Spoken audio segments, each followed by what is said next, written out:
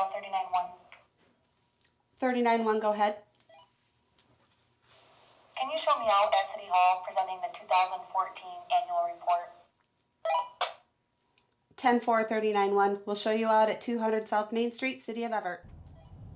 I don't know what to say, really.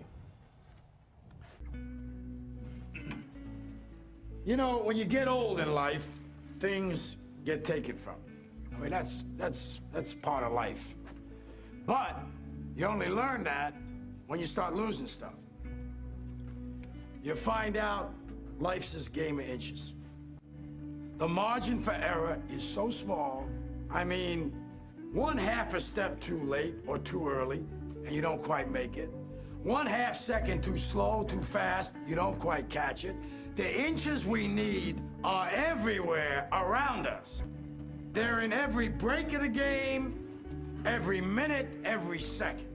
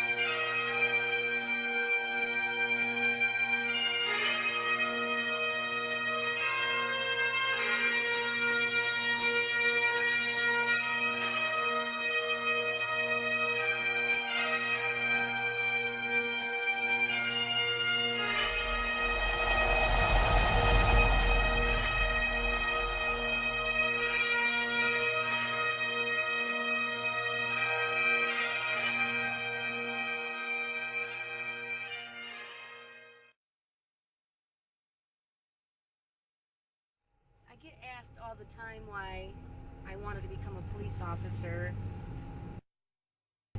I remember always really wanting to become a police officer. I used to read Nancy Drew books when I was a kid.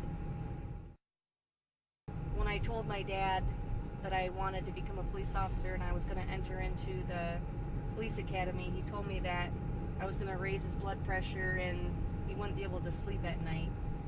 But I know that my parents are really proud of me, and it makes me feel good to have them be proud. I've been a police officer now for almost 10 years. Obviously, I am a woman and I like to shop, but I truly think that of all the clothes I have in my closet, the best outfit that I have is this uniform.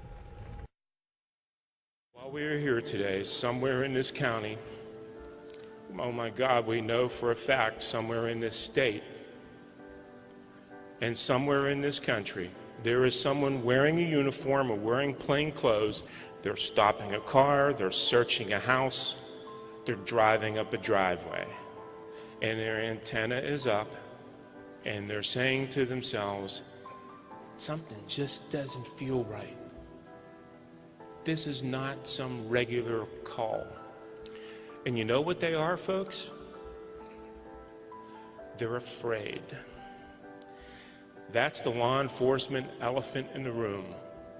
They're scared. And you know why they're scared? It's not because they're cowards, but because what flashes in front of their eyes is everything they have to lose. Their families, everything that's important to them. And when that happens, and while they're still scared, and while that fear is there and everything is flashing through their minds, and self-preservation screams at them, run! They do not. They go in anyway, they stick it out, and they see it through. I love working for the community of Evart. I work here and I live here, and it's a great place to be.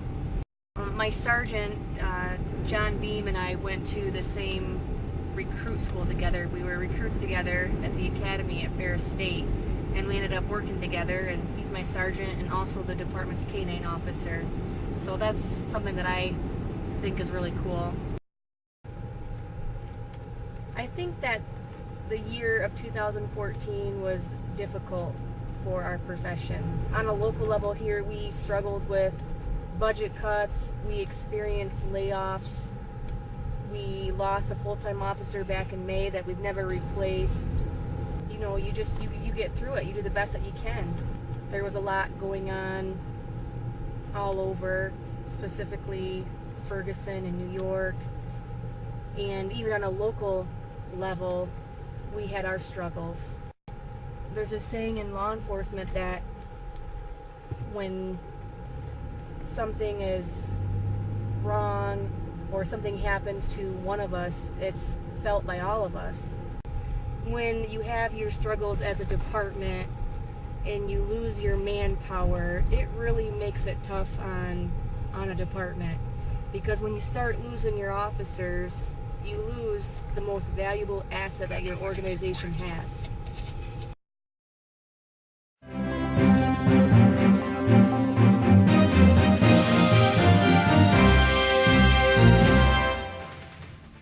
An unfolding police situation happening right now in Osceola County. 9 and 10 News has been on the scene since it all began, following the developments from the beginning.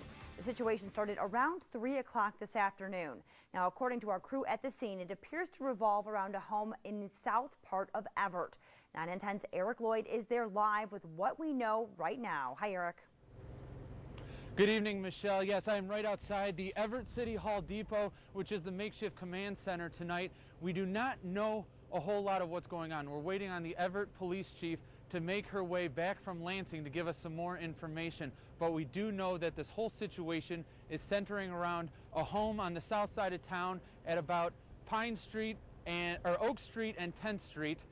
We do not know if there's anybody else other than this man inside the house. We do know that police are very interested on getting him out. So stick with us throughout the night, online and on air, on both 9 and 10 News and Fox 32 News, as we try to find out exactly what's going on and bring it to you as soon as possible. So stick with us throughout the night, live in Evart. I'm Eric Lloyd via Digital Skylink for 9 and 10 News at 6.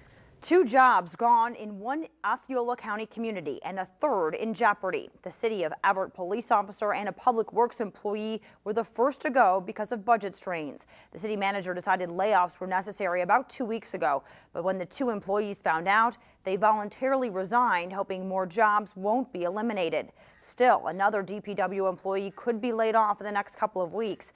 The police department says they hoped for another budget solution. It's going to change our operations drastically. It's not ideal, and it's something that we knew may be coming, but we were ultimately hoping that it wouldn't have came down to this. A possible public safety millage could be on the November ballot that would bring back the lost officer. Thank you, Samantha. And voters in Osceola County are considering a millage that would provide local law enforcement with more funding. If passed, the millage would allow Evart City Police to add more jobs. The proposed 5-year millage could also help the local fire department, raising nearly $68,000 in the first year. The city manager said both departments are understaffed, and the new funds could fix that problem as well as speed up response time. If people are investigating where they want to move or a place to live, they're going to see if they have a good police department. If you call 911, you want that cop there with a matter of minutes or 5 minutes, not an hour. The police department currently only has 3 officers and no secretary. The millage could also pay for new equipment for firefighters. Every call we go to, we don't know what we're walking into. This police officer went above and beyond the call of duty and was recognized for his life-saving actions. 8 months ago, a man was minutes away from dying but was saved by a police officer's quick response and training. Today, Sergeant John Beam with the Evart Police Department was given a life-saving award. New at 10, Fox 32's Katie Boomgard was at tonight's ceremony and has more details about the honor he received. Katie? Courtney, the Evart City Hall was packed tonight with family and friends who were proud to see this officer receive such an outstanding award. But there was one person in particular who made it all possible. He went above and beyond what needed to be done, stuck around to help us. On June 26, 2014, a call went out that a man was unresponsive. Sergeant Beam was getting ready to head home for the day after being on the road for 12 hours. but had a gut feeling he needed to respond. Upon our arrival, Sergeant Beam, we arrived to find Sergeant Beam doing respiratory ventilations for the patient, rescue breaths, providing valuable oxygen to the patient until we could get set up with our equipment. Stephen Stifler is an Osceola County paramedic and says it's only a matter of minutes before brain damage occurs without oxygen. And Sergeant Beam's fast action is what saved this man's life. It is very rare in this business a lot of times to see positive outcomes, because by the time we get called, sometimes it's too late. The fact that he didn't have to. He was not ordered to. It's not part of his responsibilities to show up unless we request him. And the fact that he took the initiative to go above and beyond at the end of his shift. Tonight, Sergeant Beam was recognized for his actions and was hailed a hero. But for him, he was just doing his job. I went there and did my job, and it had a positive outcome. To me, it's just another day. It's just kind of good to know that I was able to make a difference. Stifler helped with the application process for the award to ensure this officer was highlighted. I wanted him to be recognized because, again, like I said, a lot of people do not step up when needed.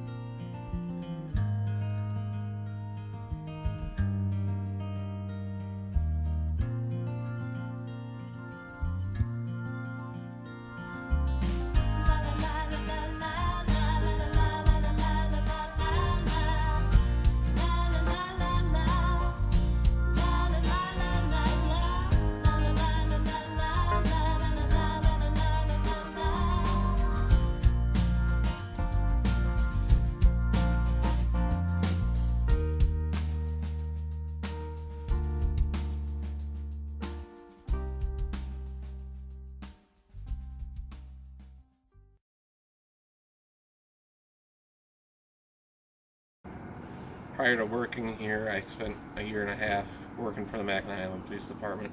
I wanted to get back in the area because I grew up around here. Now I have family that works within the city. And one of the things I really enjoy about working for the Evart Police Department is the overwhelming support that we receive from the community. I have been a canine handler for 6 years. Yogi is a Polish-bred German Shepherd. Our department was able to get Yogi through the Jessica Nagel Wilson Charitable Foundation. Jessica was a police officer for Hazel Park Police Department and was shot and killed in the line of duty in 2002 while responding to an animal complaint. She aspired to become a canine officer, so every year Jessica's family donates money to a police department to assist them with starting a canine program. Having Yogi is a tremendous resource to our department and our community. To me, he is a significant source of pride and honors my fallen sister, Officer Jessica Nagel Wilson. Policeman. A policeman is a composite of what all men are, I guess, a mingling of saint and sinner, dust and deity. What that really means is that they are exceptional, they are unusual, they are not commonplace. Buried under the froth is the fact, and the fact is that less than 0.5% of policemen misfit that uniform, and that is a better average than you'd find among clergymen. What is a policeman? He of all men is at once the most needed and the most wanted, a strangely nameless creature who is sir to his face and pig or worse behind his back. He must be such a diplomat that he can settle differences between individuals so that each will think he won, but if a policeman is neat, he's conceited. If he's careless, he's a bum. If he's pleasant, he's a flirt. If he's not, he's a grouch. He must make instant decisions which would require months for a lawyer, but if he hurries, he's careless. If he's deliberate, he's lazy. He must be first to an accident, infallible with a diagnosis. He must be able to start breathing, stop bleeding, tie splints, and above all, be sure the victim goes home without a limp. The police officer must know every gun, draw on the run, and hit where it doesn't hurt. He must be able to whip two men twice his size and half his age without damaging his uniform and without being brutal. If you hit him, he's a coward. If he hits you, he's a bully. The policeman from a single human hair must be able to describe the crime, the weapon, the criminal, and tell you where the criminal is hiding. But if he catches the criminal, he's lucky. If he doesn't, he's a dunce. He runs files and writes reports until his eyes ache to build a case against some felon who will get dealed out by a shameless Seamus. The policeman must be a minister, a social worker, a diplomat, a tough guy, and a gentleman. And of course he'll have to be a genius because he'll have to feed a family on a policeman's salary.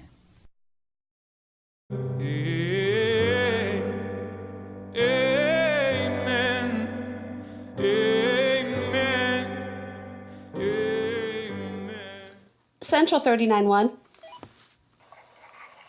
Go ahead, Central. 2014 looked like a great year for the Evart Police Department. Keep up the good work and stay safe out there. 10-4 Central. You can show me clear of this detail. It's been a pleasure serving the community of Evart.